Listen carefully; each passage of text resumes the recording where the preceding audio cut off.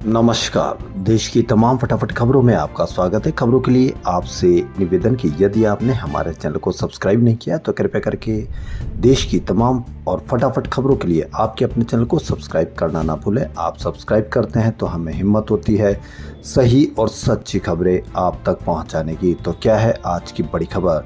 देश भर में आज दशहरा का त्यौहार मनाया जा रहा है। राष्ट्रपति द्रौपदी मुर्मू और प्रधानमंत्री नरेंद्र मोदी दिल्ली के लाल किले पर रामलीला में पहुंचे। प्रधानमंत्री और राष्ट्रपति ने राम, लक्ष्मण और हनुमान का किरदार निभा रहे कलाकारों का तिलक किया। लाल किले के माधव दास पार्क में हो रही इस रामलीला का आयोजन श्री धार्मिक लीला कमेटी करती है। कमेटी के सदस्यों ने राष्ट्रपति मुर्मू को त्रिशूल और पीएम मोदी को गदा दी। देश भर में कोलकाता, मैसूर, गुजरात, तेलंगाना, आंध्र प्रदेश समेत कई राज्यों में दशहरे का पर्व मनाया जा रहा है। शाम तक रावण का दहन होगा। दुर्गा पंडालों में रखी गई देवी प्रतिमाओं का विसर्जन भी होगा। रावण दहन की तैयारियों को लेकर कोटा में एक हादसा टल गया। शुक्रवार शाम रावण का पुतला खड़े करते समय वह क्रेन से टूटकर गिर गया। शनिवार सुबह 10:30 बजे तक इसे दोबारा खड़ा कर दिया गया। देश के कई इलाकों में अभी बारिश हो रही है। राजस्थान के उदयपुर में बारिश के कारण रावण, मेघनाथ और कुंभकर्ण के पुतलों को रेनकोट पहनाया गया। कांग्रेस अध्यक्ष मल्लिकार्जुन खड़गे ने भाजपा को आतंकवादियों की पार्टी कहा है। खड़गे शनिवार को न्यूज एजेंसी एनआई से बातचीत में प्रधानमंत्री नरेंद्र मोदी के उस बयान का जवाब दे रहे थे जिसमें पीएम ने कांग्रेस को अर्बन नक्सल पार्टी कहा था। खड़गे ने कहा कि पीएम मोदी की आदत है कि वो हमेशा कांग्रेस को अर्बन नक्सल पार्टी बताते हैं, लेकिन उनकी पार्टी क्या है?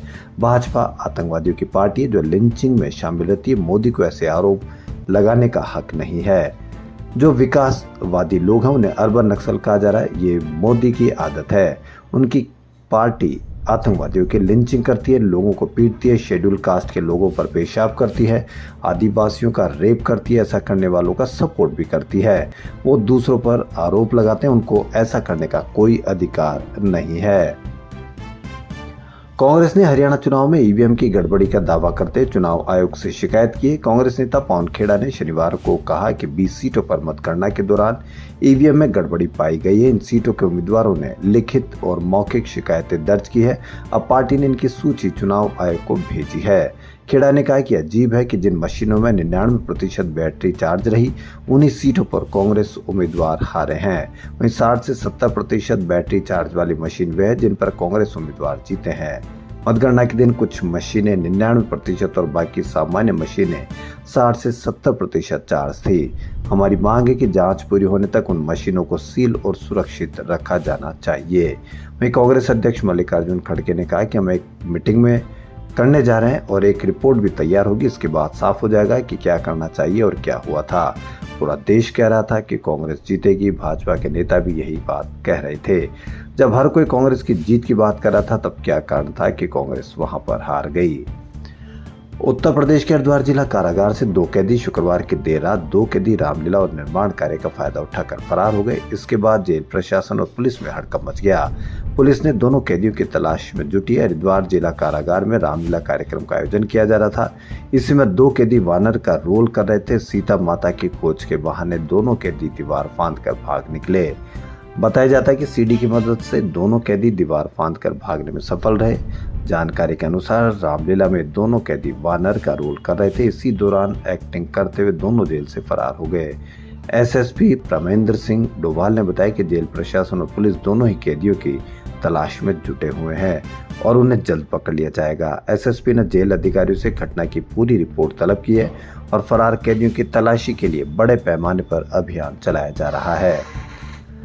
त्योहारी सीजन की शुरुआत के साथ ही अब रेलवे स्टेशनों पर भी भारी भीड़ बढ़ गई है। दिवाली से पहले यात्री अपने घर जाने के लिए परेशान है, लेकिन भीड़ के चलते उन्हें कंफर्म टिकट नहीं मिल रही है। टिकट की मारामारी के बावजूद लोगों को घर तो जाना ही है। ऐसे में उनके पास जनरल में सफर करने के अलावा कोई विकल्प नहीं है। हालांकि भारतीय रेलवे का कहना है कि पिछले साल की अपेक्षा इस बार ज्यादा स्पेशल ट्रेनों का संचालन किया जा रहा है। त्योहारों के मद्देनजर रेलवे स्टेशनों पर भीड़ नजर आती है।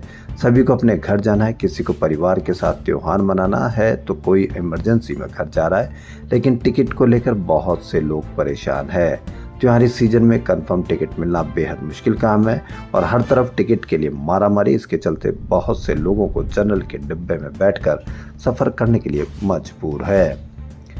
राजस्थान में श्रीगंगानगर तिलक ब्रिज ट्रेन से एक ट्रैक्टर ट्रॉली की टक्कर हो गई। राहत की बात यह रही कि हादसे में कोई भी घायल नहीं हुआ। इस हादसे में ट्रैक्टर ट्रॉली बुरी तरह से चकनाचूर हो गई। वहीं ट्रेन की 3 बोगियों को भी नुकसान पहुंचा है। यह हादसा श्रीगंगानगर में एसडीएस वित्रिका के पास हुआ। रेलवे से मिली जानकारी के अनुसार श्रीगंगानगर से तिलक ब्रिज के लिए ट्रेन रात 8:15 बजे श्रीगंगानगर से रवाना हुई थी। ट्रेन को रात 9 बजे साधु शहर पहुंचना था। इसी दौरान एसडीएस वित्रिका की तरफ से आ रही ट्रैक्टर ट्रॉली पटरी के ऊपर से गुजरी और ट्रेन से टकरा गई। टक्कर में ट्रैक्टर ट्रॉली बुरी तरह से क्षतिग्रस्त हो गई। हादसे के बाद ट्रैक्टर ट्रॉली चला रहा व्यक्ति मौके से फरार हो गया। ट्रैक्टर के पास एक चप्पल और एक बैग भी मिला है। ट्रैक्टर पर लिखे मोबाइल नंबर पर संपर्क करने पर ट्रैक्टर चलाने वाले व्यक्ति के लापता होने की जानकारी मिली है। हादसे के बाद ट्रेन को धीरे धीरे सादुल शहर स्टेशन तक लाया गया और श्रीगंगानगर से नया इंजन लगाकर रवाना किया गया। गुजरात के महसाणा जिले में शनिवार यानी आज टैंक खोद रहे मजदूरों पर मिट्टी गिर गई। हादसे में 7 मजदूरों की मौत हो गई। 19 साल के लड़के को जिंदा बचा लिया गया। हादसा महसाणे के लगभग 37 किलोमीटर दूर जासलपुर गांव के पास हुआ। पुलिस ने बताया कि जासलपुर गांव में एक फैक्ट्री के लिए कोई मजदूर अंडरग्राउंड टैंक खोद रहे थे, तभी मिट्टी धंस गई। 7 मजदूरों के शव बरामद कर लिए गए। 2 से 3 मजदूरों के अभी भी मिट्टी में दबे होने की आशंका है। बचाव अभियान जारी है। Steel INOX stainless private limited में हादसे के बाद जेसीबी की मदद से मिट्टी हटाई जा रही है। कंपनी में अभी कंस्ट्रक्शन का काम चल रहा है। जब मजदूर टैंक खोद रहे थे तब अचानक मिट्टी गिरी। मौके पर 5 एम्बुलेंस, पुलिस और फायर ब्रिगेड की टीम मौजूद है। खबरों में फिलहाल इतना ही। यदि आपको हमारा चैनल पसंद आए तो लाइक, सब्सक्राइब और शेयर अवश्य करें। धन्यवाद।